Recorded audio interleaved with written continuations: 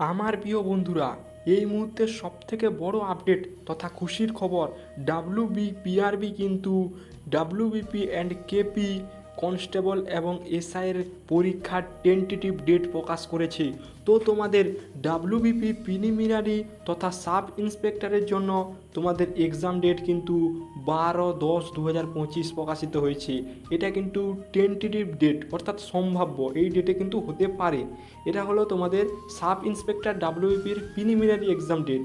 এবং তোমাদের কেপিএসআই যেটা তোমাদের প্রিলিমিনারি হয়ে গেছে, সেটার ফাইনাল যে রিটেন এক্সামটা হবে ডেসক্রিপটিভ প্যাটার্নের, তো সেই সাব ইন্সপেক্টর কেপির ক্ষেত্রে 15/10/2025 কিন্তু এক্সাম ডেট দিয়েছে।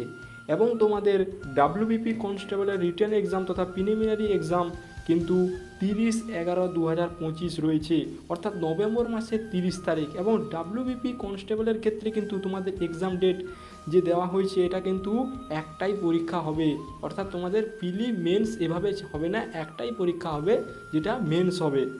এবং তোমাদের কেপি কনস্টেবলের পরীক্ষা তথা প্রিলিমিনারি এক্সাম, যেখানে প্রিলি মেন্স দুটোই থাকবে, তো প্রিলিমিনারি এক্সাম ডেট কিন্তু প্রকাশিত হয়েছে কেপির ক্ষেত্রে 1/2/2026। তো 1/2/2026 হচ্ছে তোমাদের কেপি কনস্টেবলের পরীক্ষা। তো এই ছিল প্রিয় বন্ধুরা ব্রেকিং নিউজটি। চট জলদি তোমরা তোমাদের পড়াশোনা করে যাও।